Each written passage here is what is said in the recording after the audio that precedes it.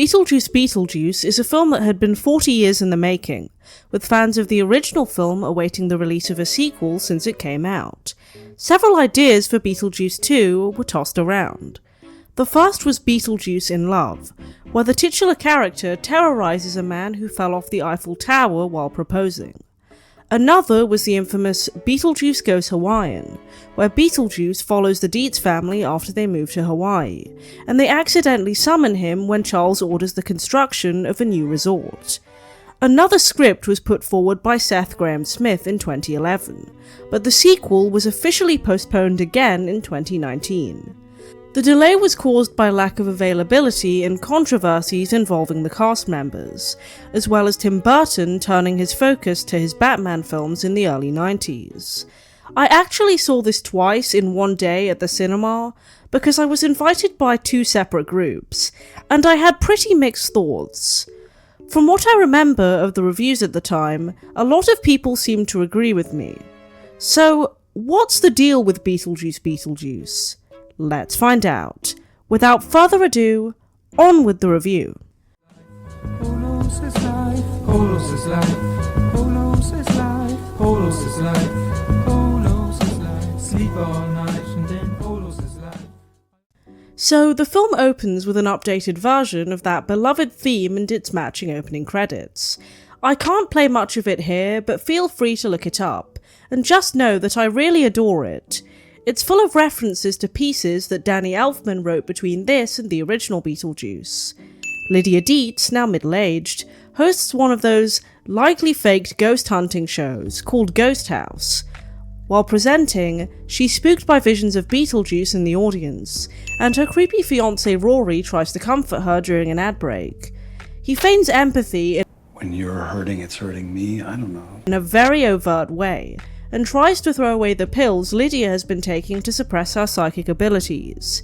Lydia leaves when her stepmother Delia sends her a text saying that her father died in a shark attack. Following a plane crash? Sounds like a movie I'd review, but I like the stop motion. Delia has become curator of her own postmodern art museum, which I guess was her dream. A French graffiti artist that Delia hired has a tantrum over the fact that she cancelled their live exhibit last minute, but doesn't see a pothole and well... Anyway, an afterlife janitor played by Danny DeVito accidentally awakens one of our main antagonists when his buffer sparks with an electric bolt. This is Dolores, who was originally kept in separate pieces but manages to staple herself together. She has the ability to drain souls, so bear that in mind.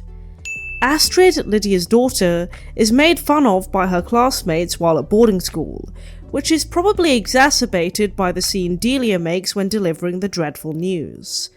They plan on returning to Winter River for the funeral.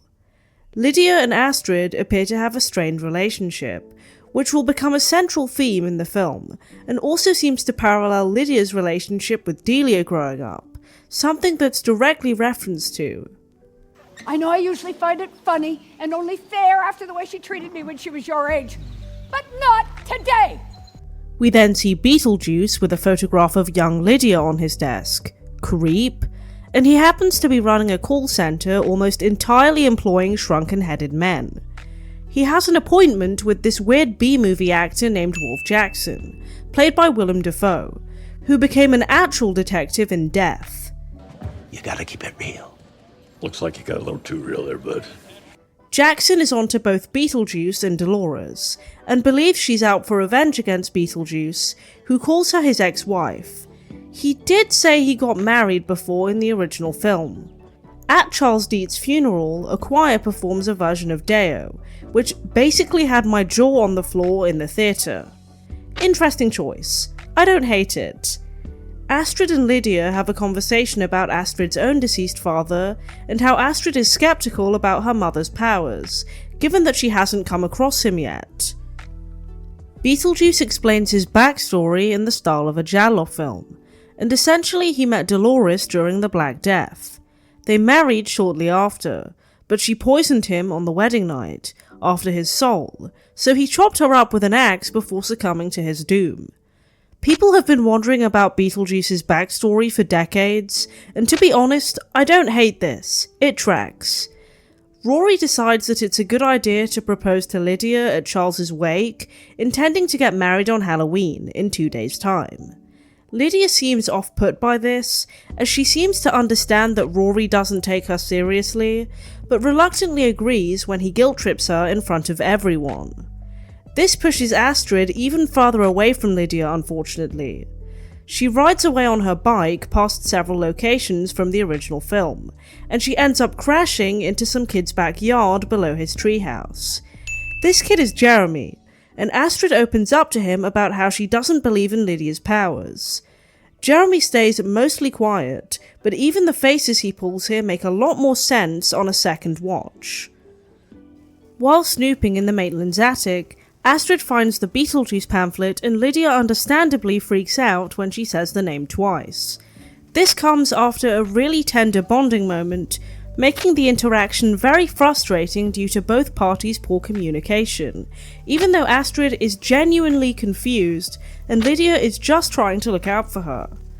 Astrid heads straight to Jeremy's house, and his parents don't even turn around to look at them. Even on my first watch, I found this suspicious. They were obviously hiding the parents' faces for a reason filmmaking-wise. Astrid finds the handbook for the recently deceased in Jeremy's attic, which he claims to have found at a yard sale. Again, suspicious. He invites Astrid to come over on Halloween before the wedding ceremony. Lydia gets a bunch of Beetlejuice pop-ups on her phone and runs to the attic to confront the evil ghost, and when Rory questions her about it, she admits that this was what she'd been holding back during couples therapy. Rory assumes that Beetlejuice is just a metaphorical concept and says his name multiple times, and we all know where that ends. Beetlejuice appears as a grotesque marriage counselor, and even makes Lydia give birth to a baby Beetlejuice. The couple is able to escape when Lydia says home 3 times, and Rory assumes this was all a crazy dream. Meanwhile, Delia has bought some supposedly defanged asps to use as part of her grieving art, dedicated to Charles. Supposedly. Lydia drops Astrid at Jeremy's house, and he reveals that he's actually a ghost. This is the part of the movie that really lost me, and I think the whole thing is a bit cheesy. Jeremy manipulates Astrid into going into the afterlife with him under the promise of being able to see her dad again, secretly trading her life for his own. Meanwhile, Jane Butterfield Jr. tells Lydia that there was once a Jeremy Fraser in the neighborhood who murdered his parents and broke his neck while evading the police. Delia attempts to perform some pseudo-ancient Egyptian ritual at Charles's grave, and is promptly bitten by the asps. Who could have seen this coming? Also, isn't it kind of disrespectful to make his headstone a fin? Anyways, Lydia summons Beetlejuice and agrees to marry him in return for rescuing Astrid, which is, again, a nice parallel for her doing the same to rescue the Maitlands. They use a bomb to get into the afterlife, and every one of Beetlejuice's employees run into the land of the living, terrifying Rory. Jeremy confesses his deceit to Astrid at the train station, which is like, why? I've never understood that in movies. She freaks out, but really does come across her dad working at one of the passport booths. The station staff force Astrid onto the Soul Train to the Great Beyond, a reference to the musical variety television show of the same name. Lydia manages to pull her away, but they walk onto one of Saturn's moons when trying to escape. They find a sandworm before being rescued by Astrid's dad, Richard. He tells them he does check in on them, and that they need each other. Bob, disguised as Beetlejuice, is interrogated by Jackson about Beetlejuice's whereabouts, leaving him vulnerable to be found by Dolores, who steals his soul. This was a bit mean-spirited. The little guy was just trying to do his job. Anyways, Beetlejuice disguises himself as a customs officer and gives Jeremy a one-way ticket straight to hell. Well, that was resolved quickly. Astrid apologizes to Lydia for not believing her, and they arrive just in time for the wedding, which Beetlejuice crashes. He drugs Rory, giving him truth serum, which makes the guy admit that he was only taking advantage of Lydia. Beetlejuice basically clears the chapel via his usual tricks and serenades Lydia with a lip sync of the song MacArthur Park. This is then interrupted by Jackson and then Dolores. While everyone is distracted, Astrid summons a sandworm, which eats Rory and Dolores. Beetlejuice is sent away, Delia and Charles reunite at the Soul train station, and Lydia has a weird nightmare about her future grandchild, only to wake up next to Beetlejuice in another dream. So, what did I think of Beetlejuice Beetlejuice overall? I thought it was alright. I think they really nailed the portrayal of each returning character based on their counterparts from the original film, and I felt happy about that every time I've watched it. I also found the little jokes and references scattered throughout endearing, like the news article about the Ouija board curfew, and the sheer ridiculousness of using a bomb to get into the afterlife. It's stuff like that that makes me come back to Tim Burton's films again and again.